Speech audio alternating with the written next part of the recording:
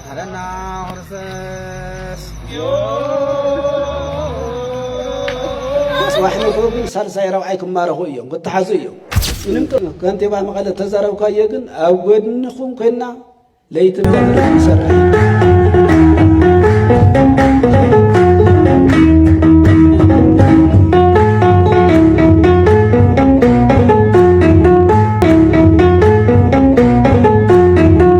بسم أب وولد ومنفس قدوس أحد أملاك آمين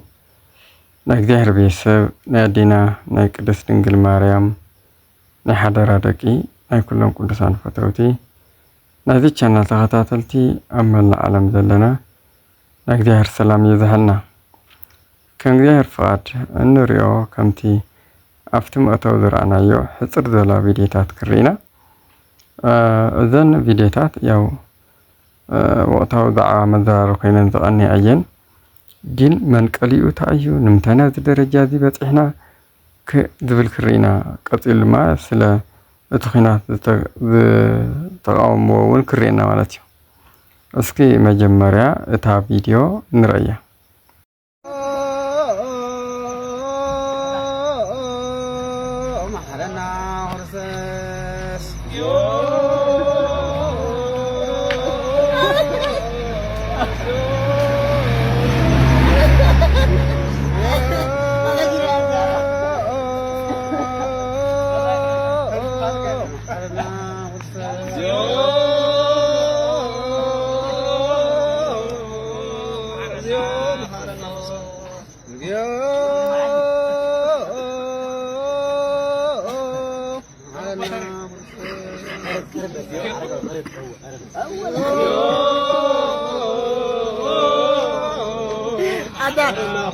لو ايتر زي ما اقول له ايتر طول هذا لا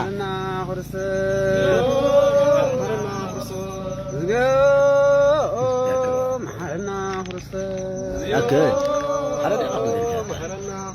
لا كلنا قالوا اول درب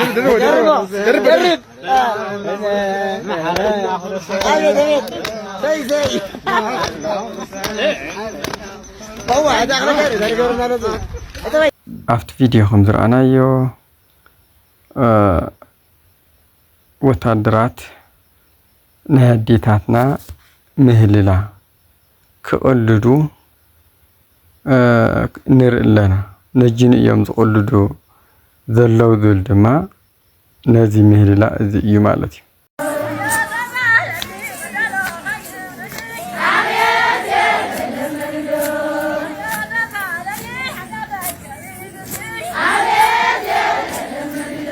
زمهللا كمتي نعذبو نريو ذلنا نازي يوم زقولدو ذلو إذا تقادلت زيهم ناي هذ تقادلت توهيلهم يتحققون هيواتن زخانة نقديهير اتنقاقرلو بمهللا نقديهير اندخولو منفساو نيتورك نو ايام زقولدو ذلو زي دما كاب لب من أسد يخون كونيل كاد يخون من عقد يخون بيتشا بطعمي ذا حزن كم زي عن الدرجيت بطعمي طوليل كالرمات كوبارا زقباء نجر يكر تخول له زقباء نجر ذخانة ايزي كوين جنات فيل كاتحالف الله من قال يجي نمت عناز الدرجة دي بطيهم انتهينا كم ذفلات نقدر في يوم كأيرام غاز أول لد ساعة أول ذلو جندما بزمهل العزي عديتاتنا تمهليلين أبوتاتنا تمهليلهم كاك دي أهير محرات ترخولو ذناب أفسان كالو ذناب ترخولو سلام أفسان كالو سلام ترخولو مهللا إيو نذي سلام دمت كوينات درحق مهللا جين يقول لدلو كمت مجمر يزولكو نايزي مبقس منج تعيتهلنا نفس الطان كاوز موت مرحتنا كندي علامة ناي غوسكواس ناي كوينات ناي تلعال درفيو صباحنا كوبن سالساي ربعيكم ما رخويهم قد تحزيهم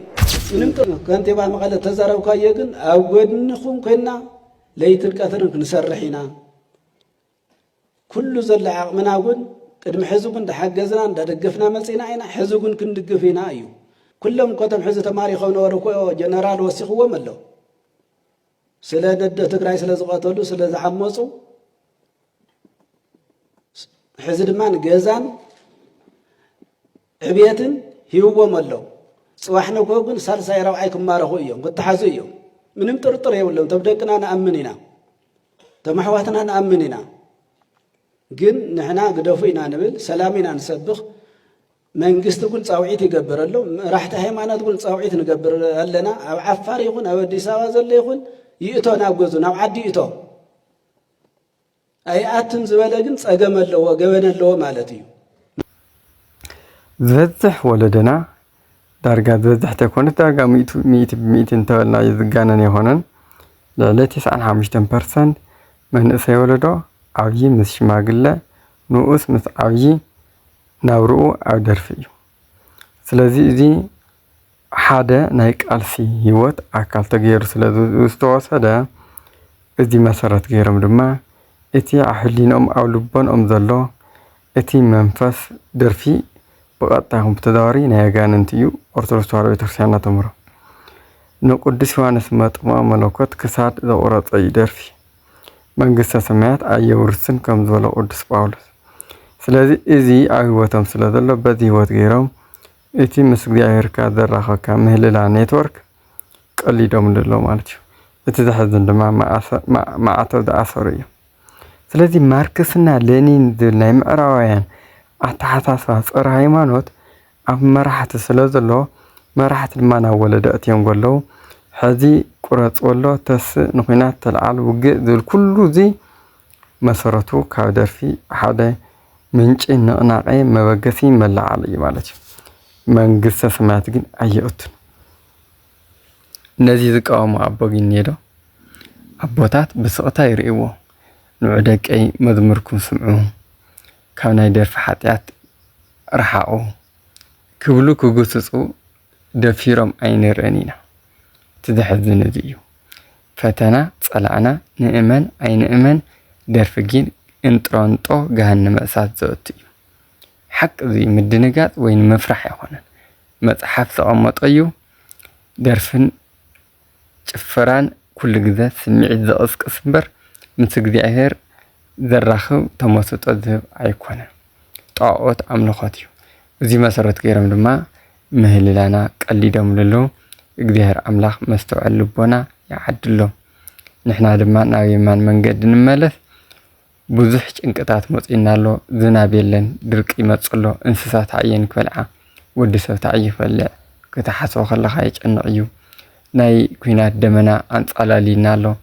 ስለዚ በዚ ግዜ እዚ ንሓዘንካና ንባዕኻና እግዚኣብሔር ትልምነሉ ትምህለለሉ እዩ እምበር ከምዚ እናቐለድካ ምስ ፖለቲከኛታት ኩሉ ግዜ ነገረ ሞት ብሚድኡ ዝንገረሉ በተለይ ዝንገረሉ ኣብኡ ተሰግዚክና ክንውዕል የብልናን ካብኡ ንውፃእ ኣቐዲምኩም ፅንቁን መንገዱን ኣልሽ ካሊእ ክሉ ክዋኣኩም ይዝብል ማቴዎስ ወንጌል ምዕራፍ 6 ቁጥሪ 33 ዘሎ ንሱ ትኩረት ንገብር ካሊእ ድማ ማቴዎስ ወንጌል አንኳሕኩሕ ክፈተልኩም ኢሎምን ክዋኣኩም ኣልሹ ክትረኽቡ ኢኹም ዝብል ናይ እግዚኣብሔር ኣምላኻዊ ቃል ናይ ህይወት ናይ ተስፋ ቃል መሰረት ጌርና ንእግዚኣብሔር ንለምን ኣብ ቤተክርስትያን ተራኺና ናብ ኣምላኽና ነጠምት ምሕረት ክመፀና ድምፂ ኮይና ኩላትና ብሕብረት ኩናት ኣየልየናን ሕዚ ፀገም ተዳራሪብና ኣሎ ድርቂ ይመፅ ኣሎ ኩናት ይመፅ ኣሎ ከመይ ጌርና እና ክንክእሎ እቲ ህይወት እዩ ስለዚ ብጣዕሚ ዝሕዝን ናብ ቀልብና ናብ ልብና ክንምለስ ይግባእ ኩሉ ግዜ ብሃይማኖትና ፅኒዕና ስራሕና የሓጢኣት ተነሲና ብንሳ ብቅዱስ ቁርባን ክንነብር እዩ ዝግባአና ምስ እግዚኣብሔር ክንጣበቕ እግዚአብሔር ኣብ ህይወትና ክነብር እዩ ዝግባእ ማለት እዩ ስለዚ እግዚአብሔር ኣምላኽ ኩላትና መስውዕ ልቦና ይሃበና ወስብሐት ለእግዚአብሔር ወለወላዲቱ ድንግል ወለመስቀሉ ክቡር ንዘለዓለም ኣሜን